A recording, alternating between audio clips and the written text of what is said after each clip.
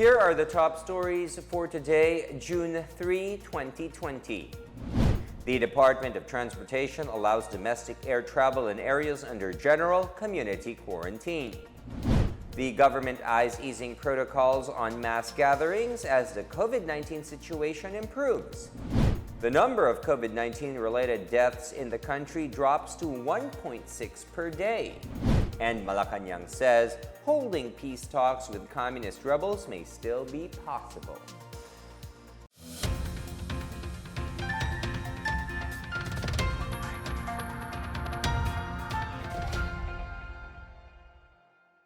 Good day, I'm William Theo. Welcome to the PNA Newsroom.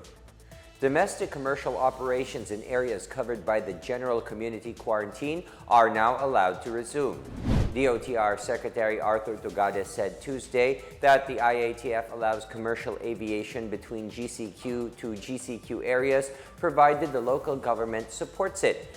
CAAP Director General Captain Jim Sidionco said airlines may verify and confirm with concerned airport authorities whether airports are allowed to resume operations. Regular commercial air travel had been previously suspended in areas covered by the ECQ and MECQ to help stop the spread of COVID-19.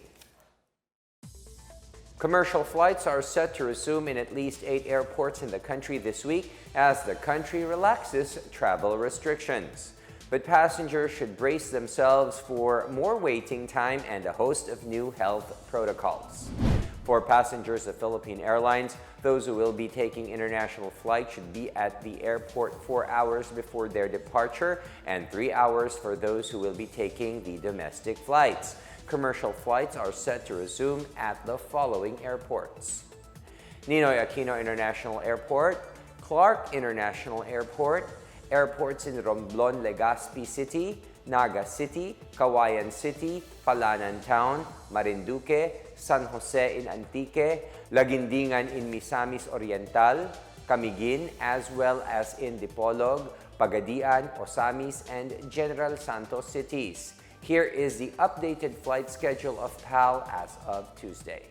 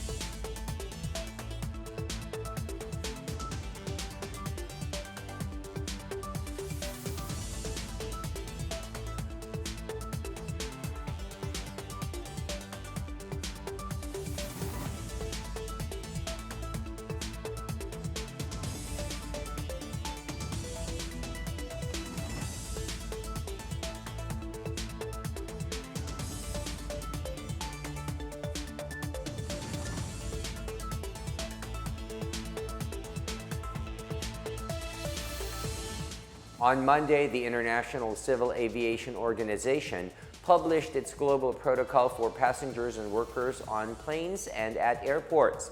These include wearing of masks, temperature control, and disinfection of aircraft. Travelers should present a health certificate and undergo an initial temperature check upon their arrival at the airport. Online check-in should be given priority, and passages through security should be rethought to limit physical contact and waiting in lines. Mobile tickets are advised, as well as other forms of no-contact technology. Passengers are encouraged to travel as light as possible. Newspapers and magazines will no longer be allowed on board, and duty-free sales will be limited. The wearing of a mask or face covering should be obligatory inside aircrafts and terminals, and there should be physical distancing of at least 1 meter. Aboard planes, passengers should wear masks, move as little as possible within the cabin, and no lining up outside toilets. Flight attendants will be provided with personal protective equipment that could include visors, gloves, and medical masks. Meanwhile, Tubulindumaguete Airport gears up for flight resumption. Dumaguete Airport Manager Mark Diamauden said Philippine Airlines and Cebu Pacific had already forwarded advisories for their proposed flight schedules. PAL will fly on Mondays, Wednesdays, Fridays, Saturdays, and Sundays with only one flight per day, while Cebu Pacific will also have one daily flight on the same days except on Saturdays. Domestic passengers are now required to check in 3 hours before their flight departure. This is to give airport authorities enough opportunity to disinfect the passenger terminal, including the pre-departure and arrival areas, as well as the luggage and cargo, among others. For OFWs, OWA will facilitate their travel to include their requirements, while business travelers will need to present a medical certificate and certificate of employment. The arriving passengers, except for the business travelers, will be required to undergo the mandatory quarantine at their respective hometowns or cities, while the OFWs may have to stay at a hotel as previously arranged by the OWA until they are cleared by health authorities to return home. Negros Oriental is still under extended GCQ from June 1st to 15. All accommodation establishments are required to secure DOT certificate before resuming its operations, but are they ready to open? Let's find out from Benj Bondoc. The Department of Tourism and the Tourism Congress of the Philippines on Tuesday said all accommodation establishments under the modified General Community Quarantine need to secure a DOT Certificate of Authority to operate prior to the resumption of operations.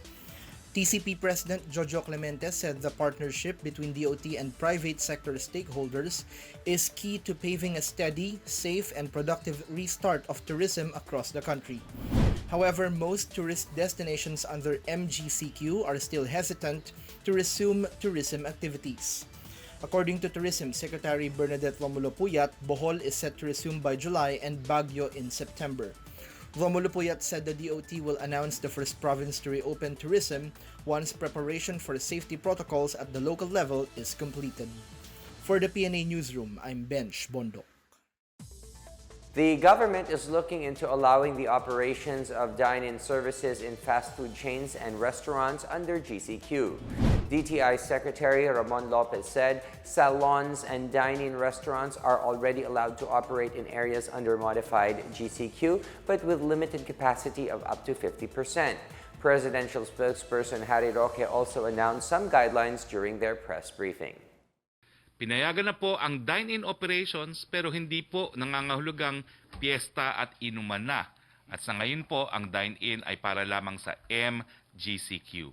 Para sa non-single-use menu, sa pagpasok, dapat siya ay i-escort sa assigned table na may corresponding number.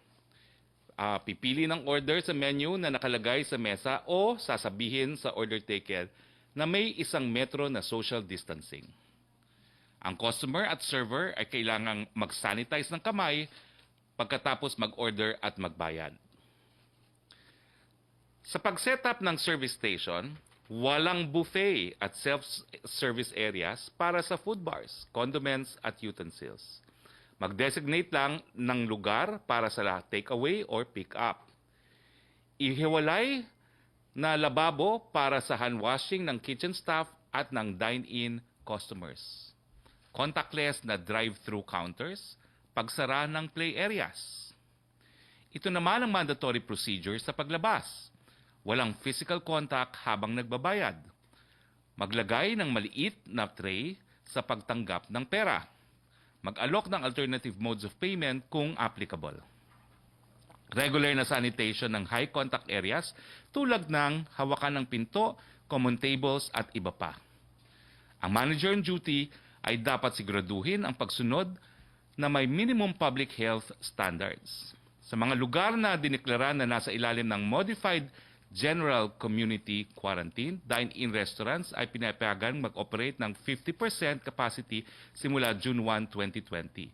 Pero sa lugar na nasa ilalim ng GCQ, pakihintay po ang announcement para sa mga date ng reopening.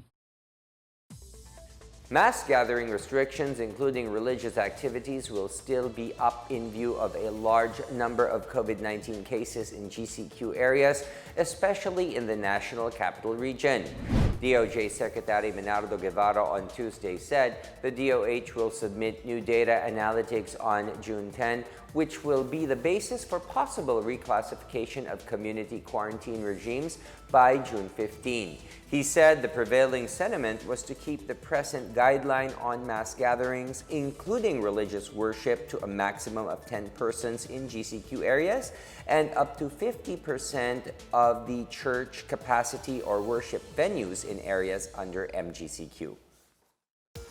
Still to come, the number of COVID-19 related deaths in the country dropped to 1.6 per day. Residents in Cagayan Valley prefer blended modular and online learning for students. More on these when the PNA Newsroom continues.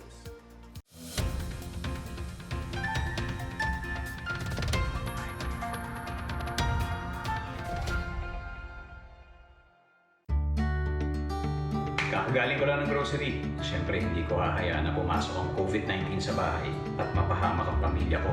Kaya iiwan ko ang sapatos ko sa labas. At ngayon, maghuhugas ako ng kamay ng 20 seconds.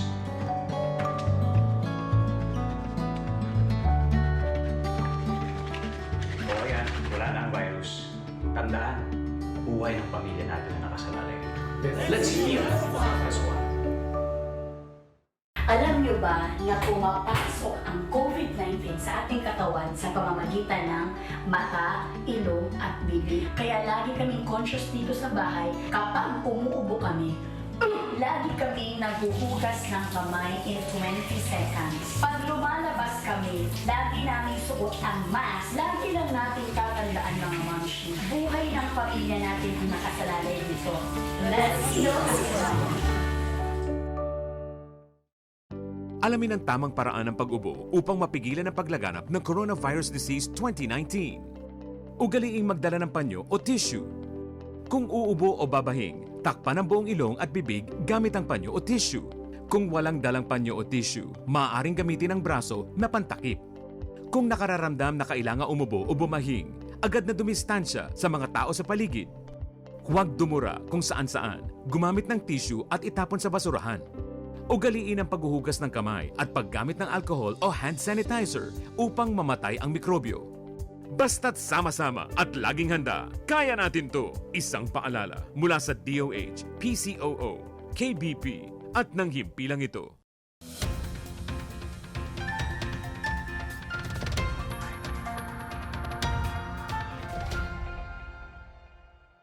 The country's number of deaths due to the COVID-19 continues to lessen as it plummets to an average of 1.6 per day by the end of May. DOH spokesperson Maria Rosario Vergere said this is far from the average of 25.3 deaths in April. She attributed the improvement to better treatment and management of patients infected with COVID-19. As of 4 p.m. on Tuesday, the DOH recorded 966 COVID-19 fatalities and 4,063 recoveries, while the total number of confirmed cases increased to 18,997. Of the 359 new cases, the DOH said 176 were fresh cases or those whose test results were released to the patient within the last 3 days, while 183 were late cases or those whose test results were released 4 or more days ago. In our business news, the Department of Trade and Industry is looking into lifting the purchase limits in buying food and non-food products. DTI Undersecretary Ruth Castello said they had been receiving requests from manufacturers and retailers to lift its anti-hoarding and anti-panic buying memorandum circular. Back in March, the DTI ordered retailers to limit the selling of essential products such as panic buying and hoarding were observed at the start of the enhanced community quarantine in Luzon. Castello added that prices of manufactured products are reverted to their suggested retail price after the 60-day price freeze expired last May 15. The DTI meanwhile asked retailers of bicycles and electronic gadgets not to take advantage of the consumers and only impose reasonable price increments. She urged consumers to report to DTI if they see unreasonable price increases on bicycles and gadgets.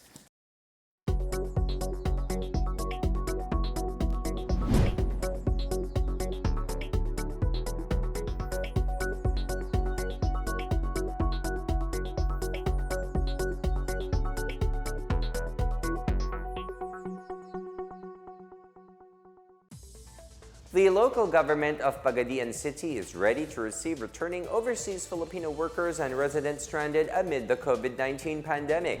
Mayor Samuel Ko on Tuesday said they have organized inspection teams to control crowds and prepared for the influx of passengers coming from any flight. Ko said they will fetch all arriving passengers to their barangays and turn them over to their barangay captains. The mayor said that all of the 54 barangays of Pagadian City have 6 to 10 classrooms as patient care centers. All passengers will undergo medical examinations upon arrival at the airport, and those with symptoms will be taken to the infirmary for rapid testing. Meantime, the local government has already provided vehicles to fetch the returnees, adding that they will be required to fill up a form which will be countersigned by the barangay chairperson. Residents in Cagayan Valley have preferred to study through blended learning as students prepare for the opening of classes this August. More on this and other news from the provinces from Chris Mundo.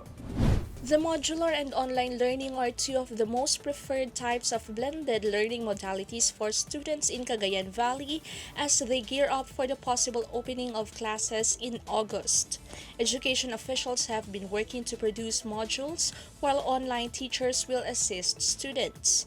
Class advisors are also tasked to enroll students through a remote procedure. In Isabela, the school division has accepted blended learning with lessons being converted to digital format and made accessible through learning resource systems like DepEd Commons. In Antique, the Department of Education is appealing for support to Brigada Eskwela, which officially kicked off simultaneously with the Oplan Balik Eskwela on Monday. DepEd said it is faced with a big challenge on how to deliver education using alternative learning modalities as the COVID-19 pandemic continues. Among its options are the partnership with cable television and radio station that could assist in the delivery of classroom instructions given the poor internet connection in the province. DepEd is also needing assistance in acquiring risograph and computer units to print more learning materials for students. Meanwhile, DepEd Eastern Visayas has asked the heads of the region's more than 4,000 schools to come up with their learning continuity plan amid the health crisis. School principals are given 2 weeks to complete their plans anchored on the school's existing reliable data. The DepEd Regional Office recently completed its learning continuity plan in preparation for the opening of classes. For the PNA Newsroom, I'm Chris Mundo. Up next, Malecon Yang says holding peace talks with communist rebels may still be possible. And households in Ilocos Norte shift to home gardening for their supply of food. The PNA Newsroom returns after these reminders.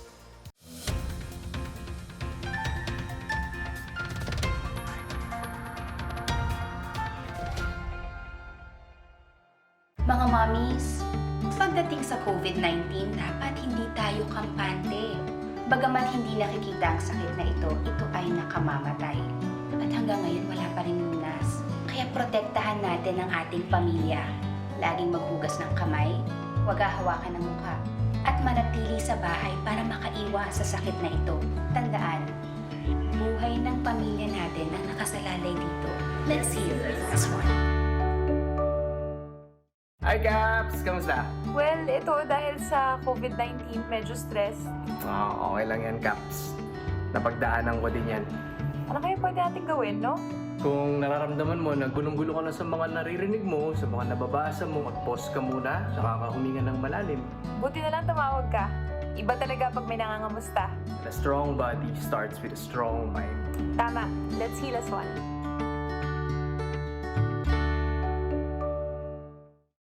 Tandaan ang tamang paraan ng paghuhugas at paglilinis ng kamay upang makaiwas sa iba't ibang karamdaman. Basain ng tubig ang mga kamay at sabunin. Unang sabunin ang mga palad at ang likod ng mga kamay. Kuskusin na maigi ang pagitan ng mga daliri at maging ang mga kuko. Isunod ang pagitan ng mga hinlalaki at kuskusin ng paikot ang mga dulo ng mga daliri sa magkabilang palad. Banlawang mabuti ang mga kamay sa malinis na tubig at patuyuin ang mga kamay gamit ang single-use towel o air dryer. Basta't sama-sama at laging handa, kaya natin to! Isang paalala mula sa DOH, PCOO, KBP at ng himpilang ito.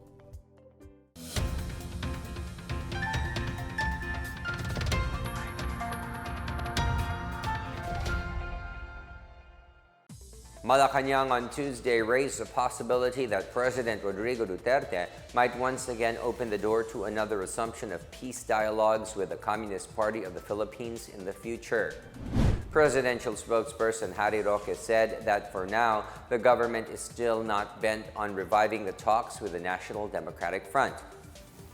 Roque also made the remarks a day after Duterte certified as urgent a bill that strengthens the government's anti-terrorism policies. In February this year, Duterte was still hopeful that his administration would be able to achieve a lasting peace with the communist insurgents at a much earlier time. However, he changed his mind on April 27 following ceaseless attacks by the NPA against government troops.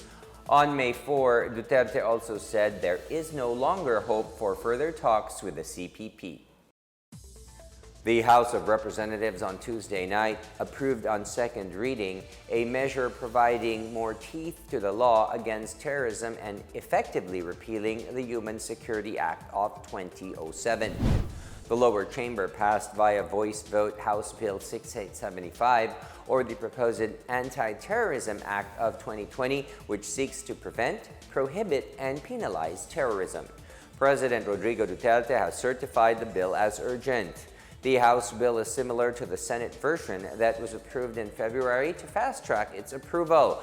Under the said measure, those who will plan, prepare, and help in an act of terrorism will suffer life imprisonment without parole. Any person who shall propose, incite, or threaten to commit terrorism shall be jailed for 12 years. Anyone who shall voluntarily join any terrorist organization shall suffer imprisonment of 12 years, while recruiters will be meted life imprisonment without parole. To allay concerns of abuses by the authorities, the Commission on Human Rights shall be notified in case of detention of a suspected terrorist. Philippine Army Commander Lieutenant General Gilbert de Pie lauded the officers and enlisted personnel of the 2nd Infantry Division for their significant gains against the New People's Army. In his visit to the 2ID headquarters in Camp Kapinpin, Tanay Rizal on Tuesday, de Pie urged the division to work hard to accomplish more to finish the insurgency.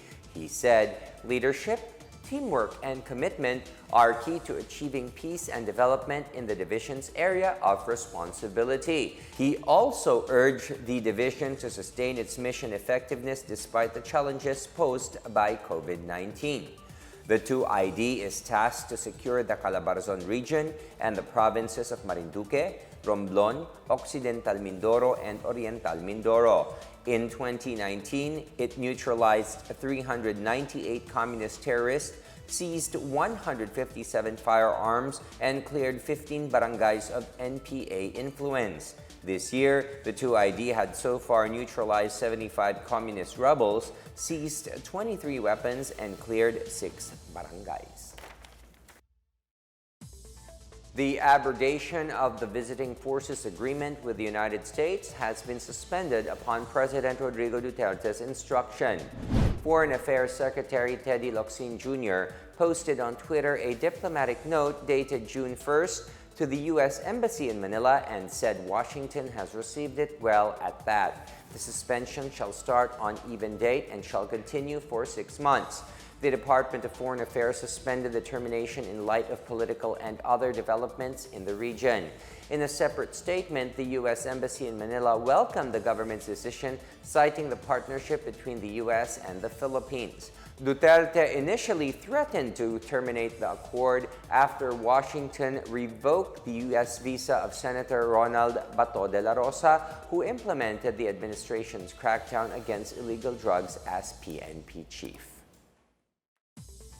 The Philippine Embassy in Libya on Tuesday advised Filipinos to temporarily relocate from areas under artillery attacks, including the Tripoli International Airport.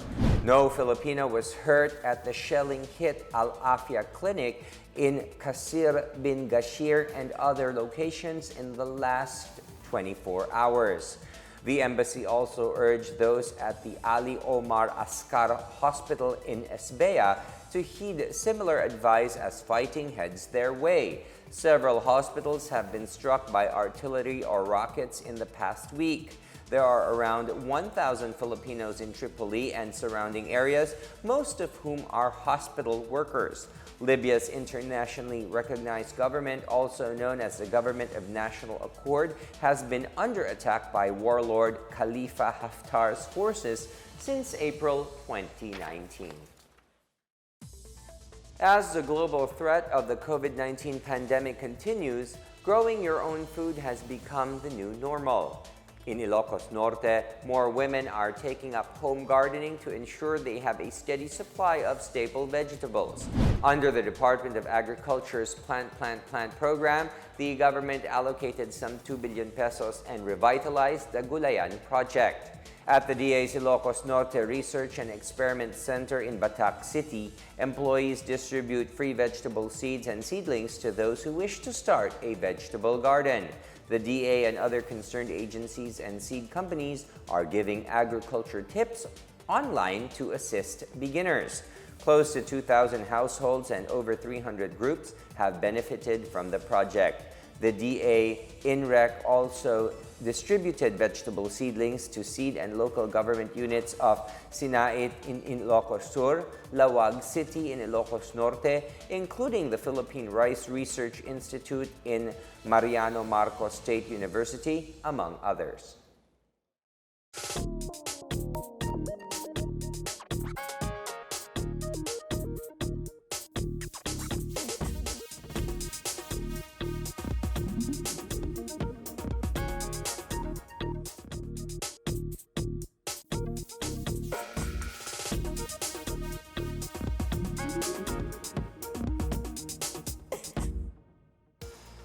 Let's take another look at today's biggest stories. The Department of Transportation allows domestic air travel in areas under general community quarantine. The government eyes easing protocols on mass gatherings as the COVID-19 situation improves. The number of COVID-19 related deaths in the country drops to 1.6 per day. And Malecon Yang says holding peace talks with communist rebels may still be possible. Thank you for watching another episode of the PNA Newsroom. To check out more news content, check our webpage or head onto the Philippine News Agency's Facebook and Twitter accounts. For more stories about the government and how it serves Filipinos, look for these hashtags in all of our social media platforms and websites. We are shown on the pages of the PCOO and its attached agencies. Also watch us on television on PTV4 and IBC 13. And that's your daily dose of the biggest stories that you need to know. From the PNA Newsroom, I am William Theo. Good day, stay safe to all.